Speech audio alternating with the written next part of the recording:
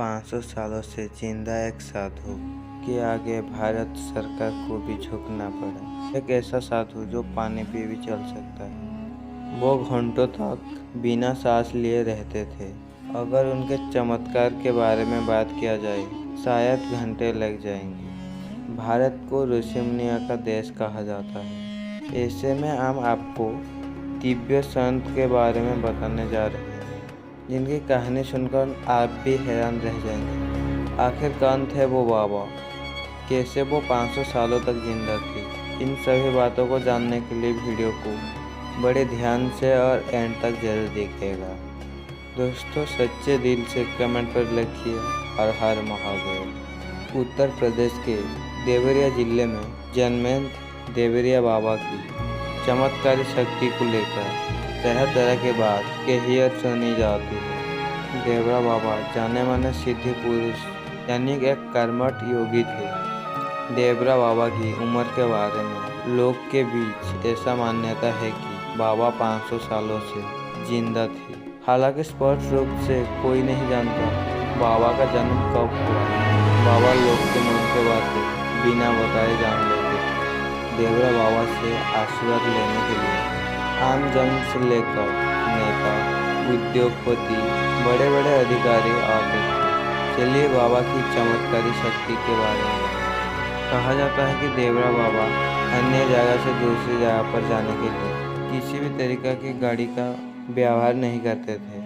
न ही किसी सवारी ने उन्हें कहीं जाते हुए देखा। भक्तों का ऐसा ही मानना है कि बाबा पानी पर चलते थे। हर साल माँ के मेले के समय प्रयाग आते थे। वहीं यमुना किनारे वृंदावन में यह आधे घंटे तक पानी में ही बिना सांस लिए रह जाते थे। देवरा बाबा हमेशा एक ऊंचे लकड़ी का तैयार मैचान पर बैठकर लोगों को आशीर्वाद और प्रसाद दिया करती थी। अपने पास आने वाले सभी लोगों से बहुत प्यार से मिलते थे, प्रसाद और आशीर्वाद देकर विदा करते थे।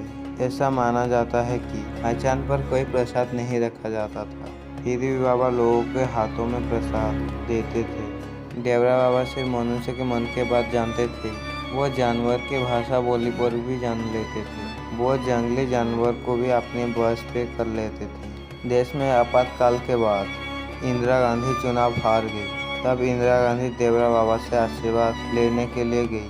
बाबा ने हाथ उठाकर पंजे से आशीर्वाद दिया। वहां से लौटने के बाद इंदिरा गांधी ने कांग्रेस का चुनाव चिन्ह हाथ का पंजा ही तय किया। इसी चिन्ह पर 1980 में इंदिरा गांधी जी के नेतृत्व में कांग्रेस ने प्रचंड बहुमत प्राप्त की और वो देश के प्रधानमंत्री बन गए। बताया जाता है कि एक बार देवरा बाबा से मिलने के लिए तत्कालीन प्रधानमंत्री राजीव गांधी को आना था। अल्लाह अफसरों ने हेलीपैड बनाने के लिए वहां लगे बबुल के पेड़ का डाल काटने का निर्देश दिए।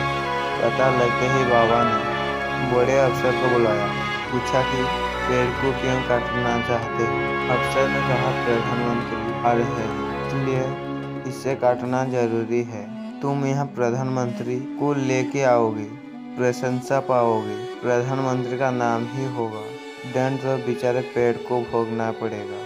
वह इस बारे के पूछेगा तो क्या जवाब दूंगा मैं? नहीं, ये पेड़ नहीं काटा जाएगा। अफसर ने अपनी मजबूरी बताई। बाबा जरा भी राजी ना हुए। उनका कहना था कि ये पेड़ होगा तुम्हारी निगाहों में, पेड़ नहीं कट सकता। बाबा ने तसल्ली दी और कहा घबराओ मत, प्रधानमंत्री का कार्यक्रम टल जाएगा। 2 घंटे बाद ही प्रधानमंत्री कार्यालय से रेडियो क्रम माध्यम की प्रोग्राम स्थगित हो गया। सन 1911 में जॉर्ज पासंग भारत आए और बाबा के आश्रम पहुंचे। उन्होंने बाबा के साथ क्या बात की, यह उनके शिष्य ने कभी भी जगजाहिर नहीं किया। 4 खंभों पर टिका मचान ही उनका महल था, जहां नीचे से ही लोग उनका दर्शन करते थे। देवरिया जिले में माइल गांव में वे साल में 8 महीने बिताते थे। बाबा के दर्शन के लिए माइल आश्रम पर 1911 में जॉर्ज पंच दर्शन करने के लिए भारत आए। देश के महान विभूति डॉक्टर राजेंद्र प्रसाद मदन मोहन मालवीय, इंदिरा गांधी, अटल बिहारी वाजपेयी, मुलायम सिंह यादव, वीर बहादुर सिंह, बिंदेश्वरी दुबे, जगन्नाथ मिश्र आदि नेता सहित प्रशासनिक अधिकारी बाबा का आशीर्वाद लेते थे। देवरा बाबा पानी पर भी चलते थे। बाबा को किसी ने कभी भी आते जाते नहीं देखा था। किसी सीट के चलते वो जहाँ चलते थे वहाँ मन की गति से बहक जाते थे। वे भक्तों को प्रसाद जरूर देते थे। बाबा जानवरों की भी भाषा समझते थे।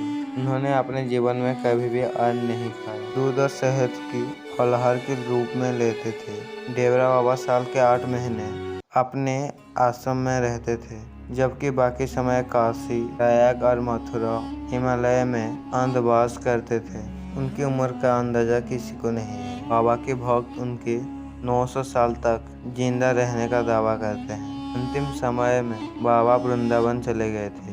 11 जून 1990 को बाबा वहां पर अंतिम समाधि ली थी। बताया जाता है कि उनकी समाधि लेने के पहले असम में अचानक अजीब तरह का परिवर्तन आ गया था। दोस्तों, ऐसे सिद्ध योगी को सत प्रणाम। आपका राय कमेंट पर जरूर देना। दोस्तों, वीडियो अच्छी लगी तो वीडियो को लाइक, शेयर, सब्सक्राइब जरूर करना।